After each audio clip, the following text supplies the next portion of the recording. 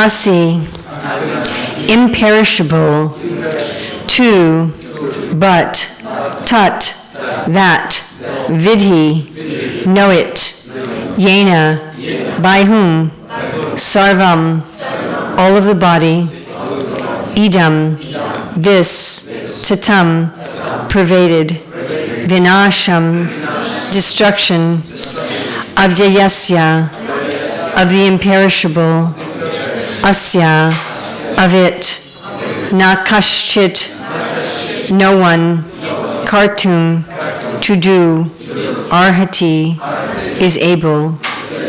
Translation by Srila Prabhupada. That which pervades the entire body, you should know to be indestructible. No one is able to destroy that imperishable soul. Srila Prabhupada's purport. This verse more clearly explains the real nature of the soul, which is spread all over the body. Anyone can understand what is spread all over the body. It is consciousness. Everyone is conscious of the pains and pleasures of the body in part or as a whole. Okay, can we stop for a minute? And I'd like everybody to be conscious of their body. So just stop for a minute. Start at the top of your head.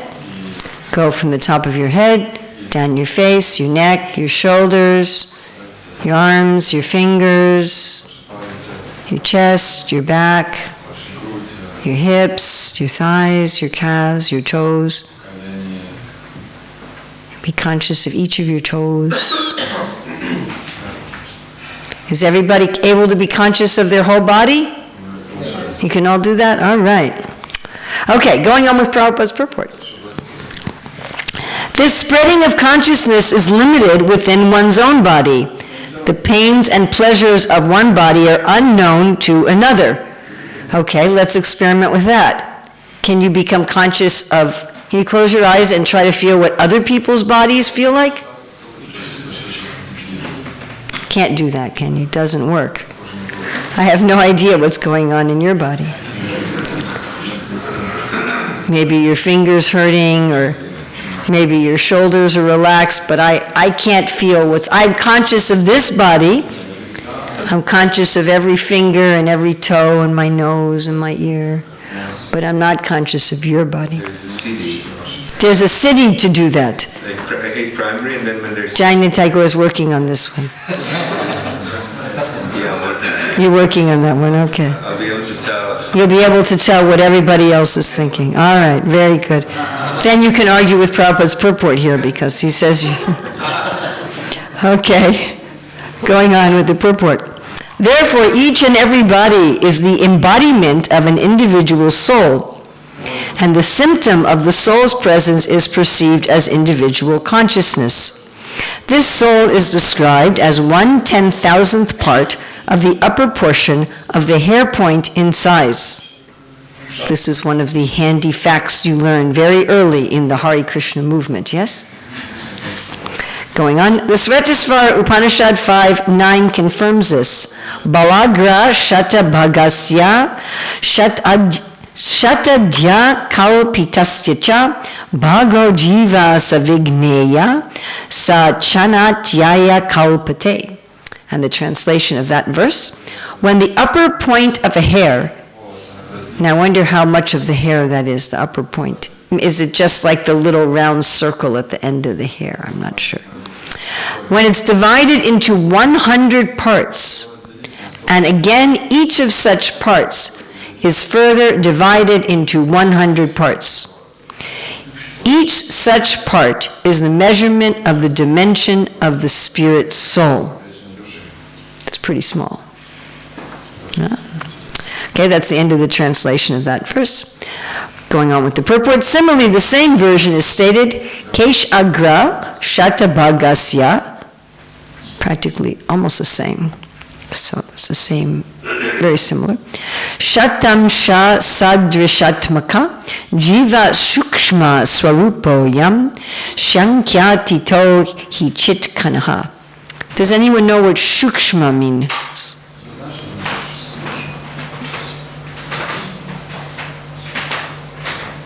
No, So Prabhupada talks about this in Krishna book, when Maharaj Yudhisthira asks about why the devotees of Lord Shiva are very opulent and the devotees of Krishna are sometimes poor. So this word shukshma means very fine, very subtle, very high quality also, like if you have very fine cloth. So shukshma, very small. Swarupo, jiva shukshma swarupo yam. So the jiva has a form that is very fine. Okay, Prabhupada's translation that he gives of this verse. There are innumerable particles of spiritual atoms which are measured as 1/10,000th of the upper portion of the hair. Prabhupada does not give any citation for that verse. Going on here, therefore, the individual particle of spirit soul is a spiritual atom, smaller than the material atoms, and such atoms are innumerable. This very small spiritual spark is the basic principle of the material body, and the influence of such a spiritual spark is spread all over the body as the influence of the active principle of some medicine spreads throughout the body. So again, we all have some experience that we can take medicine that's a very small amount, and it can have a big effect. Isn't it like that? Yes? You know, Prabhupada talks sometimes about homeopathic medicine. He seemed to like homeopathic medicine. And that's a very, very small amount of medicine that can affect the whole body. There are certain medicines or certain poisons also that a tiny fraction. By the way, any of you who find the translation distracting, you're welcome to move closer, if that helps you. If you want, anyway, if you want to, you're welcome to move closer. I'm not armed, so it's no problem. Okay, so Prabhupada's giving that as an analogy because one may say that you can keep being loud with your translation. They can move forward. Don't feel shy. So one may question, how is it that this tiny little soul can have consciousness all over the whole body? So Prabhupada's giving this analogy that just like you can have some very small amount of medicine. You know, when you take a pill, the actual medicine in there is probably very tiny amount. It's some fillers and so forth. And so just a drop of something can affect the whole body. Going on, this current of the spirit soul is felt all over the body as consciousness, and that is the proof of the presence of the soul. And it's interesting that Prabhupada calls this a current, like an electric current. There's energy coming from the soul. Going on, any layman can understand that the material body minus consciousness is a dead body, and this consciousness cannot be revived in the body by any means of material administration. Therefore, consciousness is not due to any amount of material combination, but to the spirit soul. So, of course, this is a point that Srila Prabhupada makes very often. Yes? And I remember for many years I was trying to convince my mother that we are a soul, that we are not the body. And one day she was talking to me and she said, yes, just like when someone dies, the body is there and they are not there. And I got very excited and I said, yes, so we're not this body. And she said, no, I don't believe that. So I was actually there with her when she died, and I don't know if you've ever been with anybody when they died. I've only been there when two beings died. One was my cat. I had a cat before I joined the movement, and then at one point, after I was in ISKCON for a few years, my mother moved and she couldn't take care of the cat anymore. And the cat was very old. She said, look, it was your cat, you take her. So she didn't live much longer, maybe like 2 months. And I actually was there when she died, and then many, many years later, my mother died in 2002. So many years later, I was there with my mother when she died, and it's quite clear, here is the body with the soul, and here's the body without the soul. That the person, you can say, this is my mother, this is my father, but as soon as the soul is gone, it's not your mother or father anymore. It's just a body, and it's quite obvious. I was, a long time ago, I read about this man who used to trap predator animals. He worked for the US government, and he would trap animals that would eat people's livestock. So animals that would eat cows and sheep and goats and things like that. So he was trapping mountain lions, coyotes, these sort of creatures. And one day he took his 10-year-old son with him, and they found an animal that was still alive. It was in the trap, but it was still alive.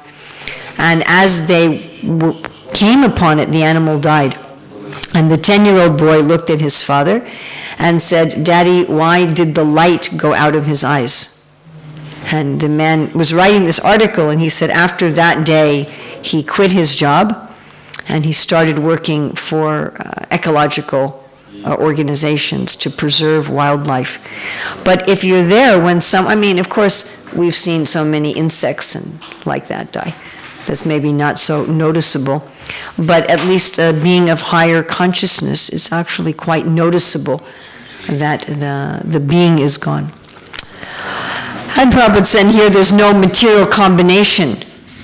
It's not like the book about Dr. Frankenstein, where you can take, this part of a dead body and this part of a dead body and put them together and shock them with electricity and it will come alive.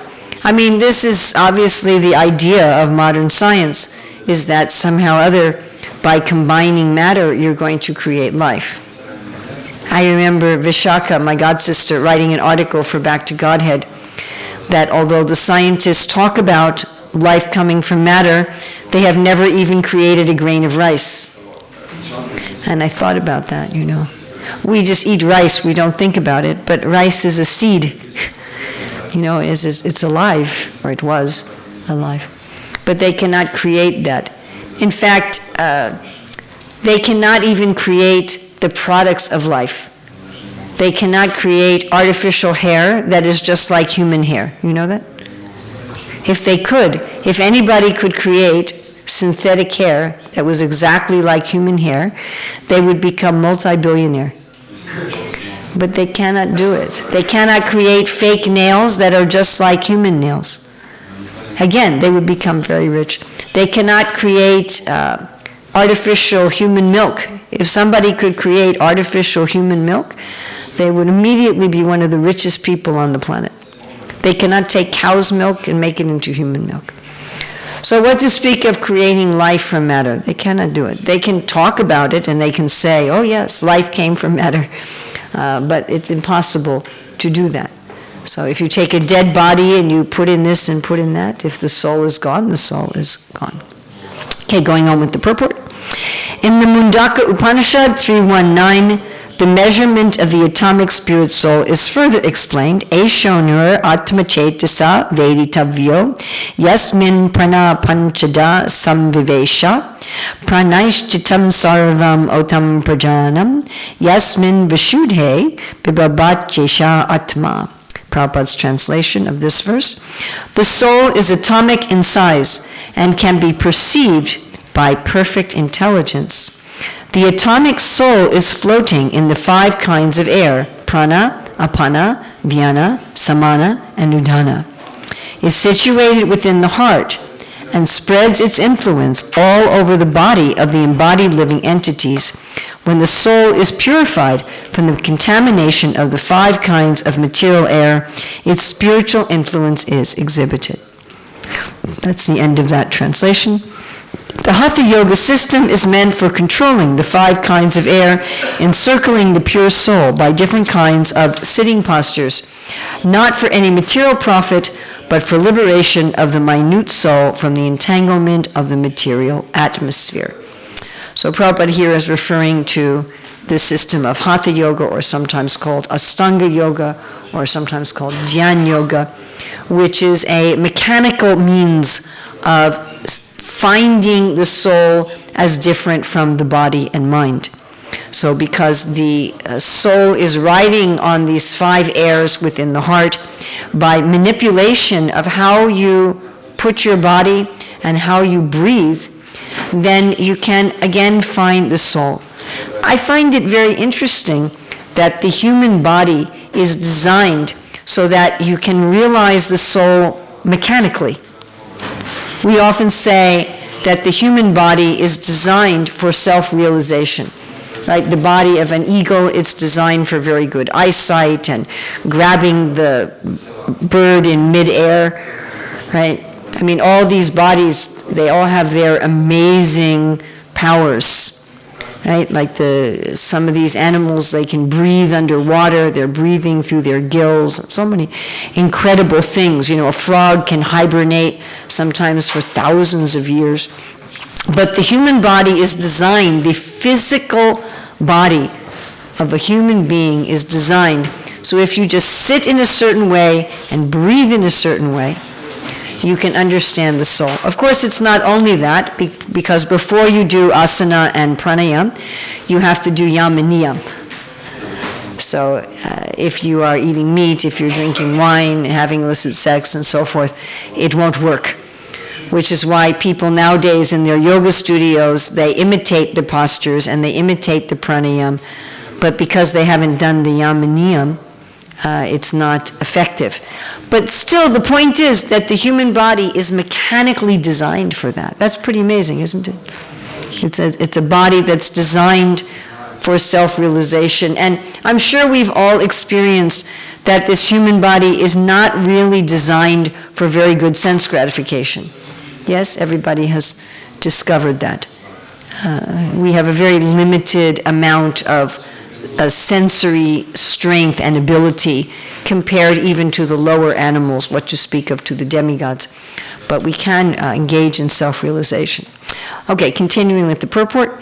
So the constitution of the atomic soul is admitted in all Vedic literatures, and it is also actually felt in the practical experience of any sane man.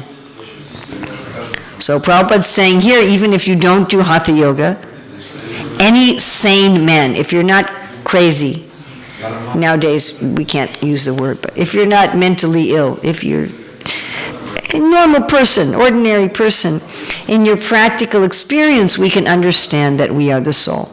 Prabhupada says, only the insane man can think of this atomic soul as all-pervading Vishnu Tattva.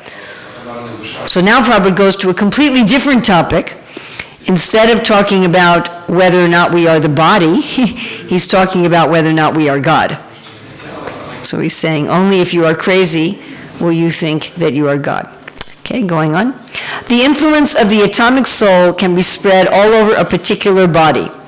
According to the Mundaka Upanishad, this atomic soul is situated in the heart of every living entity, and because the measurement of the atomic soul is beyond the power of appreciation of the material scientists, some of them assert foolishly that there is no soul.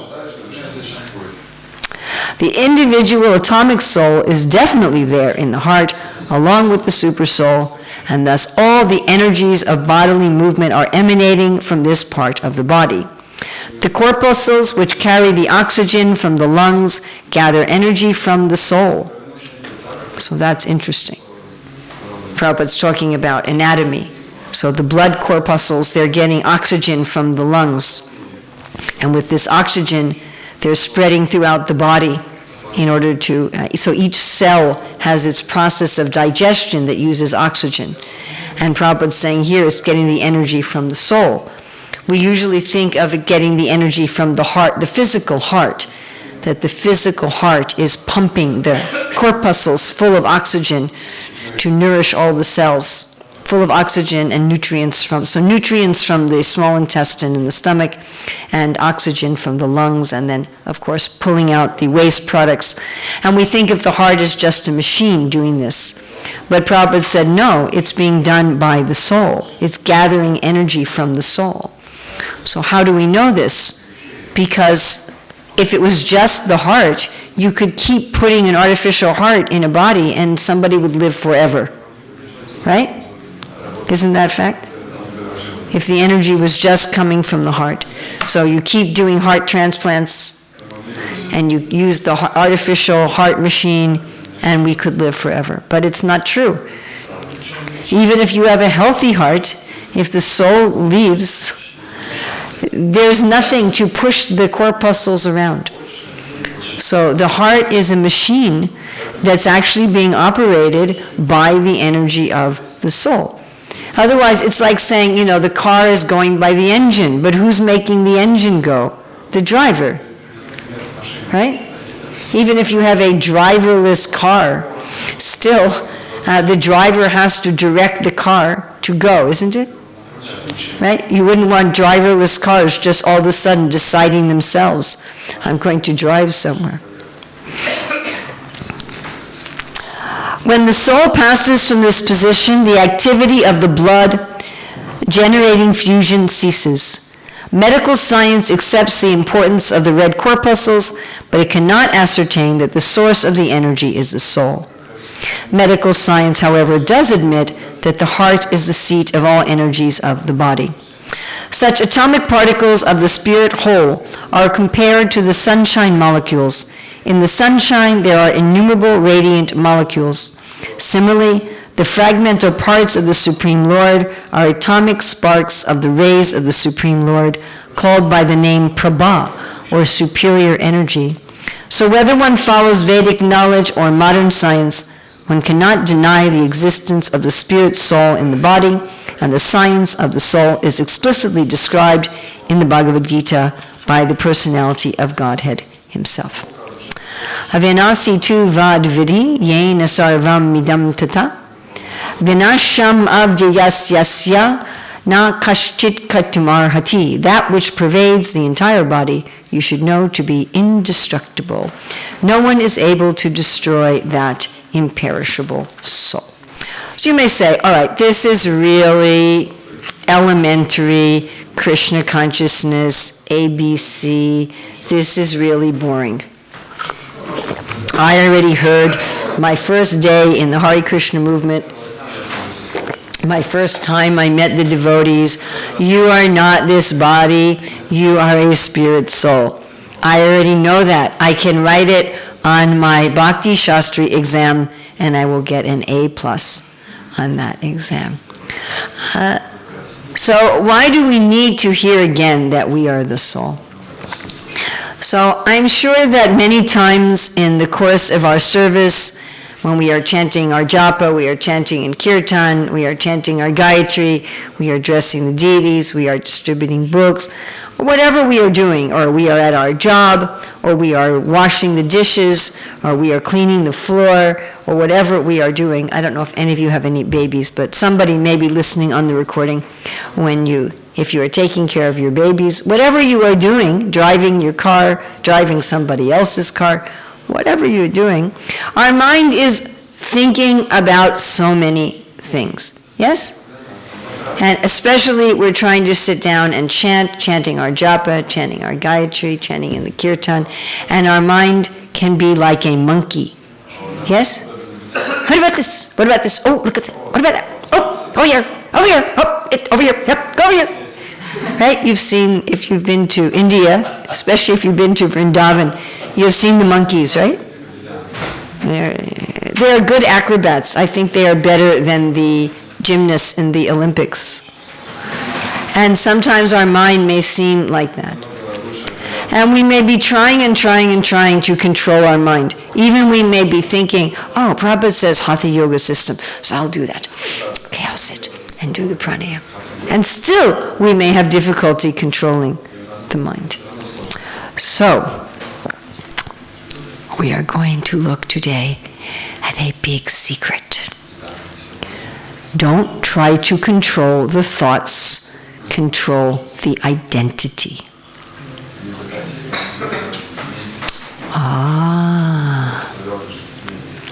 What does our monkey mind thoughts go to? All of those thoughts that drive us crazy. We're like, be quiet and think about Krishna. They all have to do with our false identity. So, this is your homework, home fun assignment. Next time you find your mind wandering, notice what identity are these thoughts connected to. They're all what we call sochiti, kanchiti. They're all hankering or lamenting. Why did this happen? Why did that happen? Why did I do this? Why did I do that? I was chatting on the computer today with one devotee who was like, why did I do this? Why did I do that? And now I have to pay for it and I don't want to. I said, Prabhu, I'm sorry. You did that, now you have to pay for it. But we are lamenting. Why did I do this? Why did I do that? Why did he do that? Why did she do that? Why did he say this? Why did she say that? Why did he not do this? Why did she not do this? Why did this not happen? Why did this not happen? Why did that happen? Why did that happen? Why will this never happen? Why will that never happen? Why will I never get this? Why will I never get that? I really wish I could have this. I really wish I could have that. Do you think if I did this, then this would happen? And maybe if I did that, then that would happen. If I say this in this way to this person at that time, then maybe that can happen. Then that is the hankering. So there's the lamenting and then there's the hankering. Well, if I could just do this, if I could just say that, if I could plan this, if I could get this, if I could go there, then this will happen. Right? If I can make this much money, if I can find, I know one devotee, he's like 50 years old, and he's still not married because somehow he wants to marry Lakshmi Devi, And she already has a husband. It's a little bit of a problem. And so, he's thinking if I can find the perfect Lakshmi Devi, or the ladies are thinking if I can find the perfect Narayan, I'll find the perfect job, the perfect house, the perfect car. Somebody's looking for the perfect dog, I don't know. So, hankering. I could get this service. If only I could make this much money, then I could retire in Mayapur and just chant all day. While my mind is still a monkey. So, which wouldn't do us much good anyway. So if you pay attention to these thoughts, you'll see they all have to do with this identity in the world.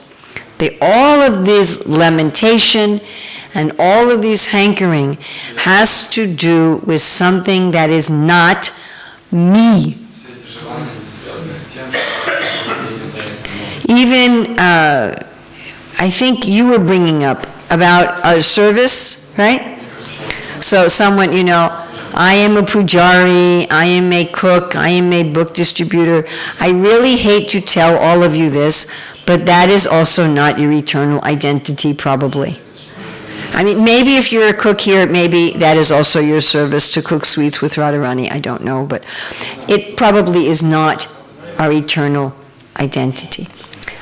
One devotee who lived in Vrindavan for a very long time, Vraja Bihari, some of you may know him. He works with ISKCON Resolve as a professional mediator. So he saw many, many devotees die in Vrindavan. And he said the hardest thing for them to give up was their false identity. He said some of them were an artist, and then they were getting very sick and they couldn't do their art anymore. But that had been their, I am an artist. And all of a sudden, you're not an artist anymore. I mean, this is why it's so devastating when a person's child dies, or they get divorced, or because that was part of their identity. When someone divorces you, you can't say, oh, I'm a good husband, because you're not a husband anymore. And it's like, the person feels like they've died. So what we need to do, my dear friends, is we need to let go of this false identity. Now, yes, we have to practically work in the world. That is a fact.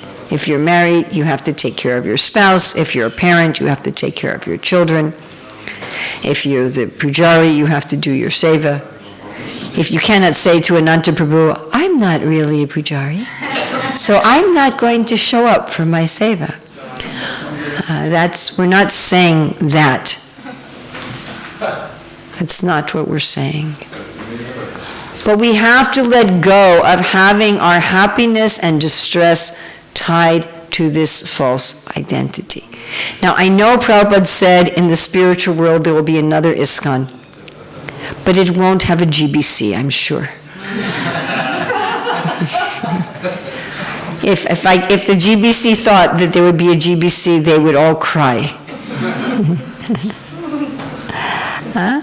So, Prabhupada said there will be another ISKCON in the spiritual world. But not exactly like this. And Prabhupada said there's no sannyasis in the spiritual world. There's no brahmacharis or sannyasis in the spiritual world. There's nothing to renounce, you know.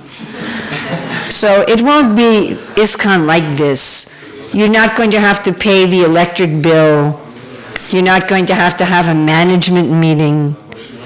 So even if we're saying, I am a member of ISKCON, generally that is also a false identity. You understand? If we're thinking about it in terms of this world. So, I want us to do a little experiment. This is going to be practical application of this verse. So we want to let go of our false identity, but then we have to have our real identity. Now, of course, many of you may say, many of us may say, I don't know my real identity. I don't know. Am I a flower in Lord Nityananda's hand? Am I one of the cows?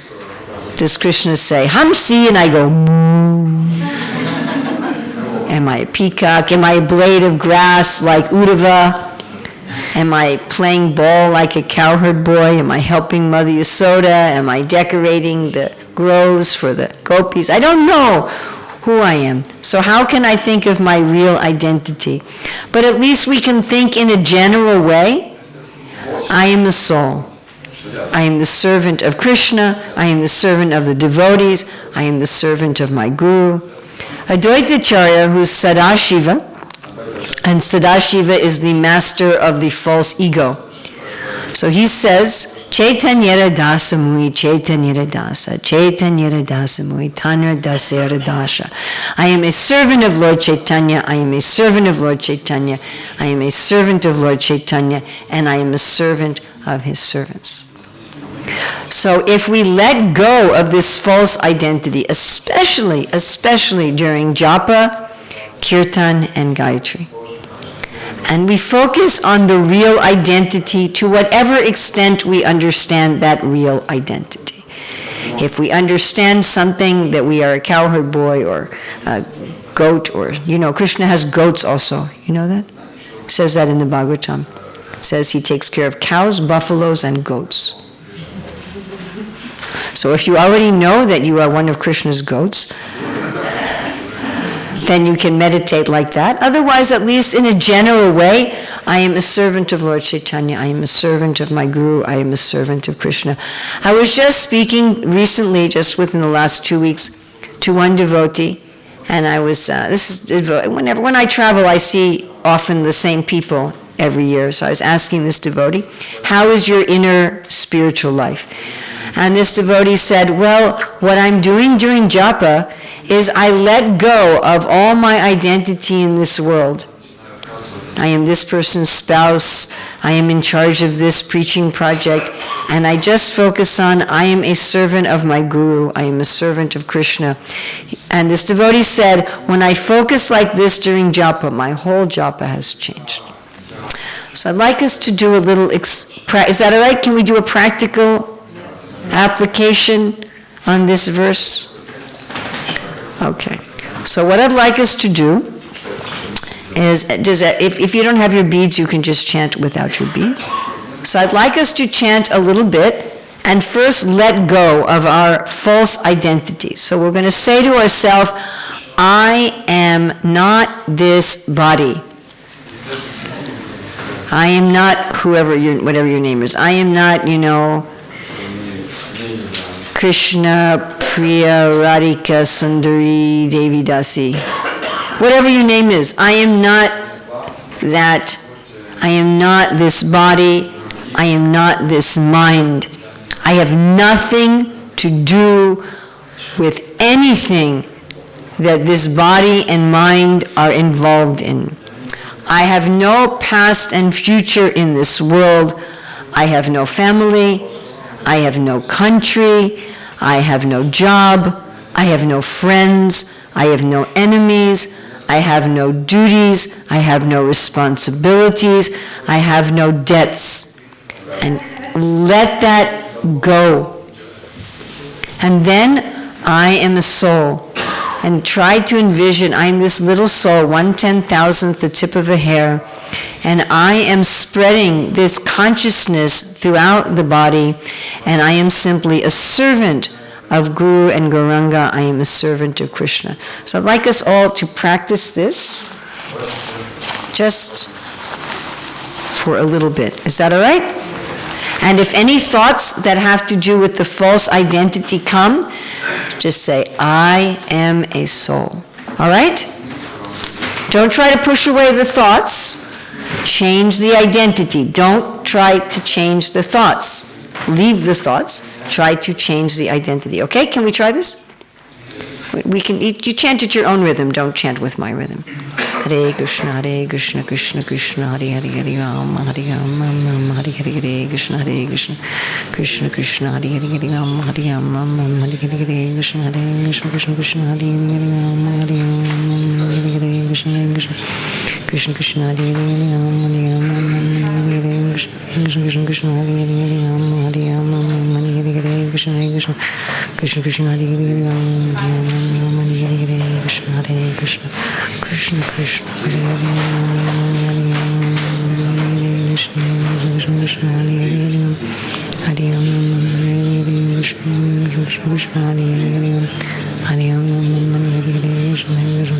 Hare, Krishna Krishna, Hare Hare, Hare Rama, Hare Rama, Hare Hare, Krishna Krishna, Hare Hare, Hare Rama, Hare Rama, Hare Hare, Krishna Krishna, Hare Hare, Hare Rama, Hare Rama, Hare Hare, Krishna Krishna, Hare Hare, Hare Rama, Hare Rama, Hare Hare, Krishna Krishna, Hare Hare, Krishna Krishna, Hare Hare, Hare Rama, Hare Hare,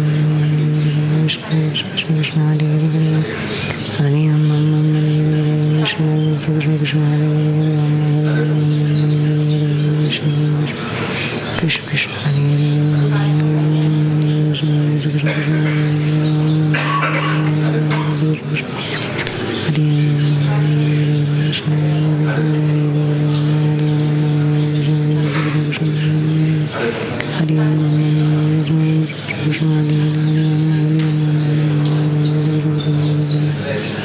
So what did you think?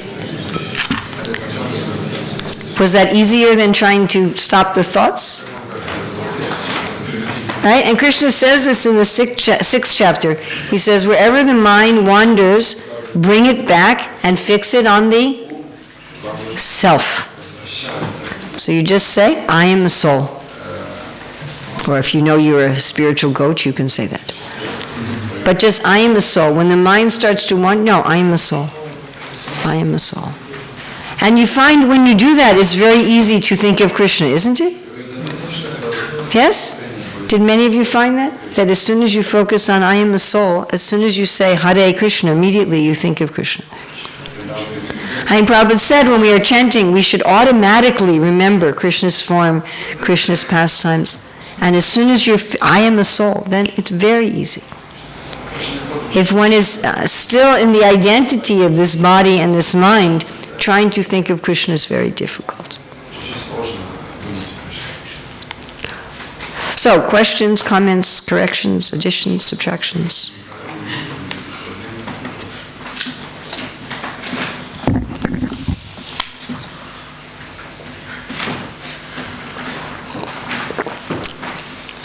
Hare Krishna, when you mentioned that our body is meant for self-realization, and you mentioned also there are other living beings, like animals, for example, spider, he knows how to spread the net, right? Yes, yes. He's cool and nothing, so it is in himself. Yes. So how come that for us, if we are meant for self-realization, it's so hard to find out or to express this? Well, it's interesting, you know, in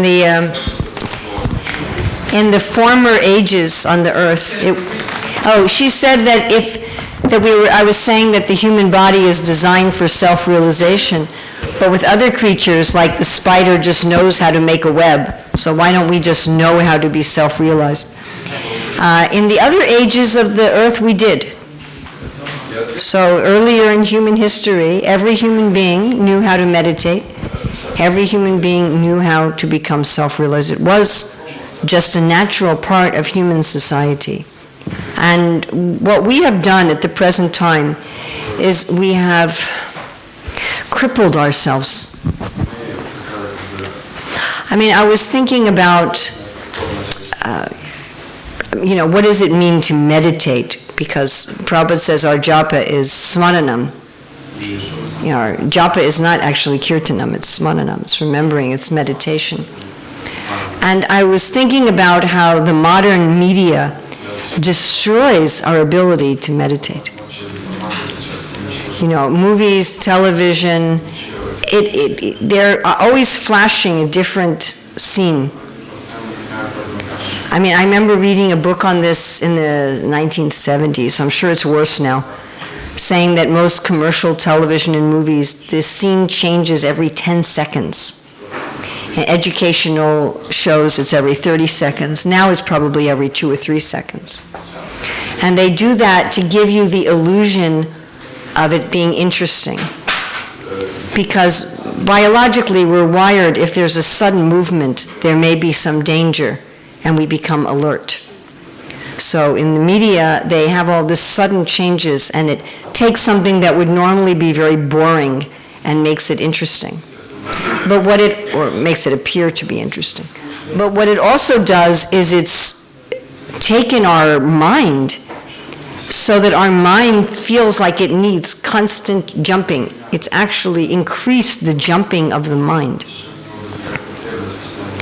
And it's very rare anymore that people sit. I mean, when I was a child, I would go outside and just sit in the forest and just watch the trees and the birds and the water and just breathe deeply and relax. Do you know if you have physical pain, if you just breathe slowly and deeply for 5 minutes, a lot of the pain will probably go away. But our modern lifestyle, nobody stops to breathe even. Honestly, people can go for, months where they never sit down and do 2 minutes where they're just breathing slowly. People, they're not noticing the world around them. And then what to speak of what people are eating? What people are eating, it so much puts the body in tamagun and rajagun that this natural ability of the human body they're ruining it. So, having illicit sex starting when they're 14 years old, I mean, so many things. And what to speak of intoxication, even the young children, they're drinking Coca-Cola, isn't it, right?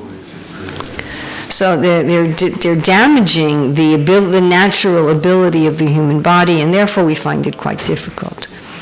And, those of us who are functioning in this society, we become affected by these things. And unfortunately, we're so affected that even when we try to slow down, it's very difficult. We say, okay, I'll go on a retreat for the weekend, but we bring our phone, and and if you don't bring your phone, you're worried about your phone.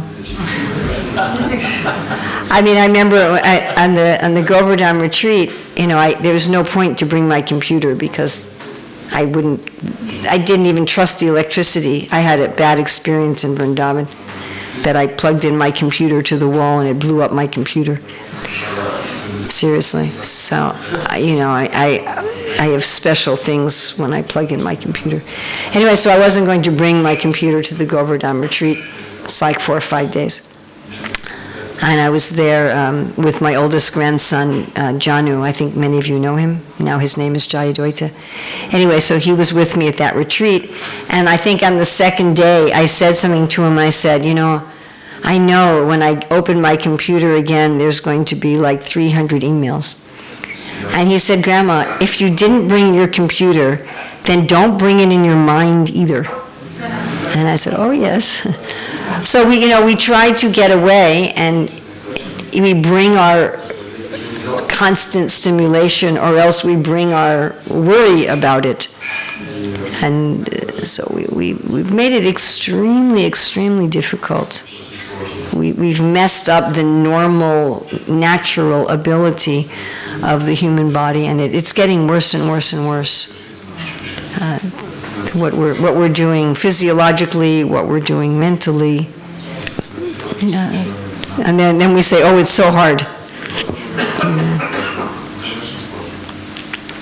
Is there anything else? Yes. Hare Krishna. Hare Krishna. Thank you very much.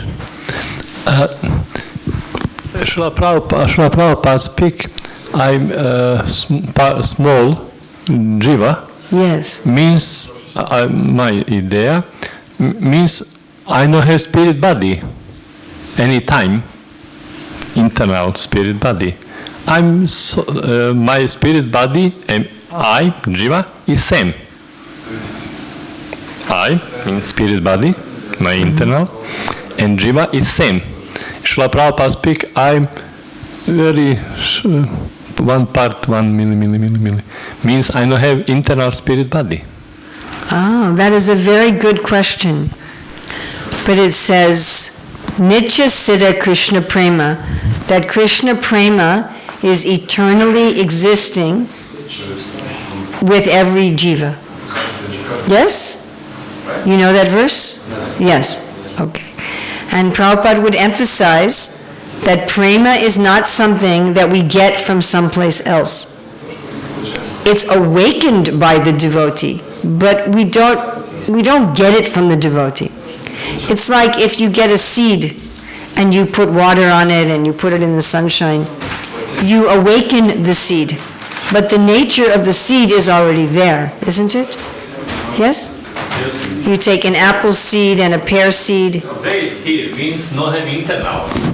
Huh? Wait. You put in tree and see. Yeah. Means no internal. Yes, it is internal. Coming after. Means no living before. Okay, but this is a material analogy. So by material analogy, it must be faulty.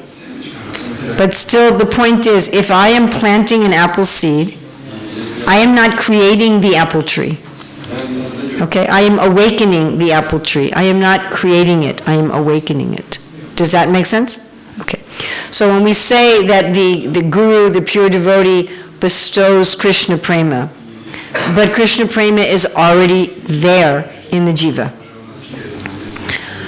One devotee, Gopinath Acharya, I don't know if you know him, he serves in Oxford. So he gave a presentation in Harvard, I was there in 2016, that is the swarup of the living entity, inherent or bestowed. Do you understand? Do you understand the English? Do you all understand? If you don't understand, say something, because I'm not sure, you're just all like this. I don't know if you understand these words or not. So inherent means it's part of you. Bestowed means it's given. So he wrote a long paper. Is the swarup of the jiva inherent? Is it part of the jiva with no beginning? Or is it given by the guru? Is it given by the devotee? And he said both. Again, it's just like that. If I take an apple seed, I have to give it water, I have to give it sunshine, I have to give it soil, or it will not manifest. But the apple tree is already there. I am not creating it. I'm giving it facility to manifest. Or, even in this world, if you have a child and the child has some talent that is already there, but without the proper atmosphere, the talent may not manifest, it may not fructify. So the Swarup is already there in the Jiva. This talking about size of the Jiva is for our understanding on the material platform. Because in the spiritual world, there's not space and time like we are thinking here at all. You know, here we're thinking there's some space, I'm a particular size, my body's a particular size, it's taking up this much space and so forth. And we think if the jiva is so small, then it would be a very small gopi, you know, or a very small cow. And for Krishna to dance the Ras dance, he would also have to be very small with all these tiny little gopis. But this is a very much a material way of thinking about things, because there's not space and time the way we understand them here at all. One of the first thing that manifests the material world is time. And then after time, it agitates the modes of material nature, and this forms sound, which forms space. So that means before there was not space. I mean, even the scientists talk about this. I'm not a scientist. I'm a social scientist. And not a hard scientist. Do you understand?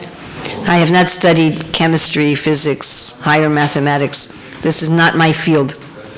So I may be getting this wrong. I have some science friends, and they say, Urmila, you have to be very careful when you talk about science, because it's not your field. So it's not my field. But what I understand is that the scientists, when they talk about the Big Bang, they say that there was no space and no time also. It's some inconceivable that there was no space and no time. So we also say this. We say in the beginning, there was no time, there was no space. So to try to take how the Shastras are explaining the size of the jiva for our mind in this world, and to try to put that into some spatial idea in terms of our Swarup, that's not going to be very helpful. At least the materially conditioned soul, the soul in illusion, has a form that is 1/10,000th the tip of the hair. That doesn't mean that the soul's Swarup is not there, but it's not active. And again, it can become active. That's the best I can do for you. If Krishna Prema is there eternally without beginning, it must be a specific Krishna Prema. There's not like just some general Krishna Prema. If I say, I love you, and I can't explain in what relationship I love you, it doesn't mean anything. Do you understand? If someone says, I love you, and if you say, well, you love me in what sense?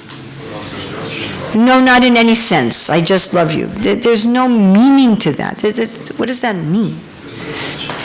If I love you, I must love you in some way. I love you as an example, as an inspiration, or I love you as somebody I want to help, or I love you as a friend, or I love you as somebody I want to help as a subordinate, or I love you as a husband. I mean, I have to love you in some way. You understand? There has to be some meaning to it. Not just I love. So Krishna Prema is there eternally in the heart of the soul, means it must be something specific. Yeah?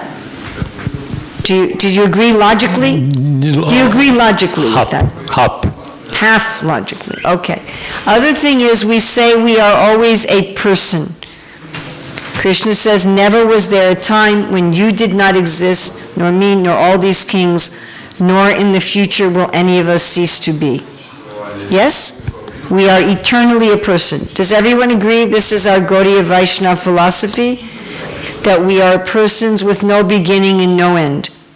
We were not impersonal and then we become personal. Yes? Is this our philosophy? Maybe you think our philosophy is wrong. That's another thing. But this is our philosophy. You can agree with it or not, as you like. So if we are eternally persons without beginning, what does that mean? Because Krishna says in the Chatur Slok of the Bhagavatam, anything that appears to be of value, if it is without relation to me, it has no reality. Know it to be my illusory energy, that reflection which appears to be in darkness.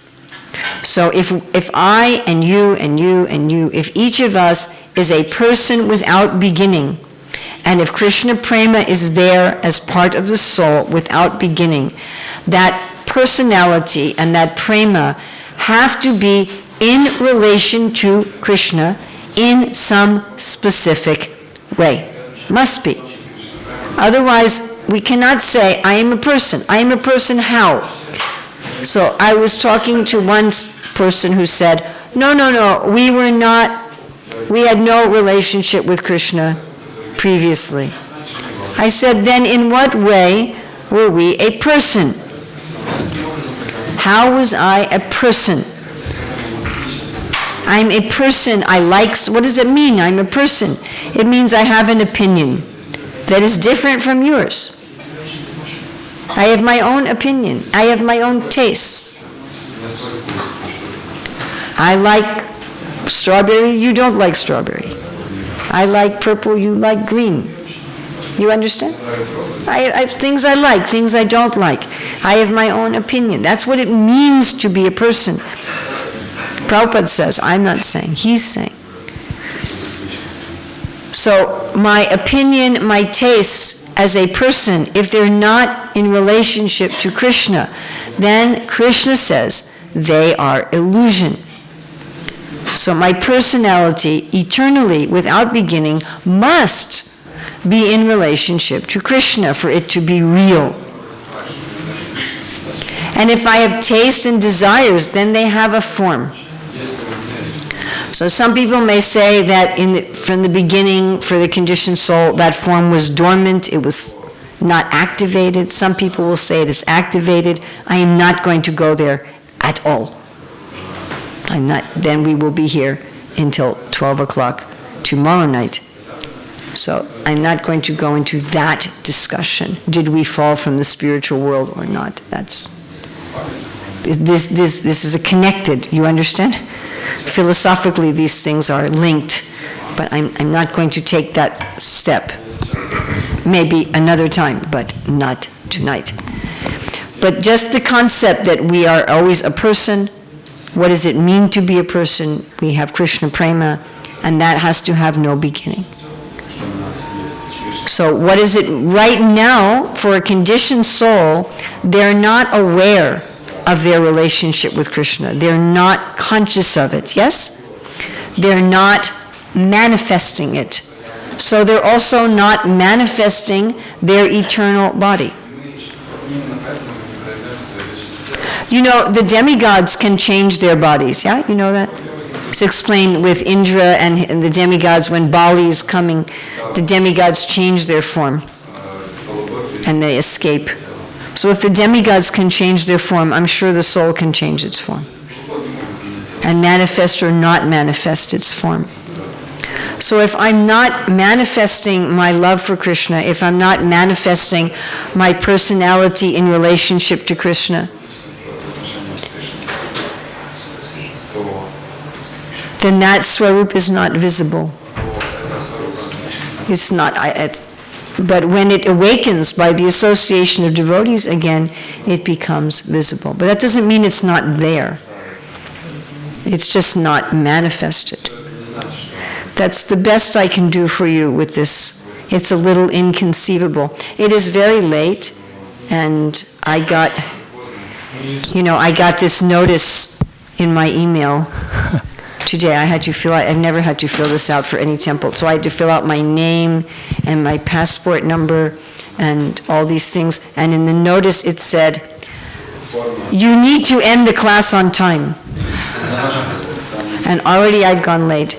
So I think I should end. I know that it was a very long purport, and I didn't want to just read through the purport, so we were discussing the purport. But I wanted to show how this understanding is very practical. This is not just some idea. Oh, I am not this body, I am a soul. Oh, yes, yes, yes. Now let me worry about this body. And someday, later, when I am advanced, I will stop worrying about the body and the mind. No, now. This is our sadhana. At least japa and Gayatri Kirtan, at least in those times, to let go of the false identity. And when the mind goes to the thoughts of the false identity, I am a soul. I am a servant of my Guru. I am a servant of Lord Chaitanya. I am a servant of Krishna, whichever one works for you. And you'll find that your mind will come back and you can focus on Krishna. So thank you very much. Srila Prabhupada ki jai. Bhagavad Gita ki jai.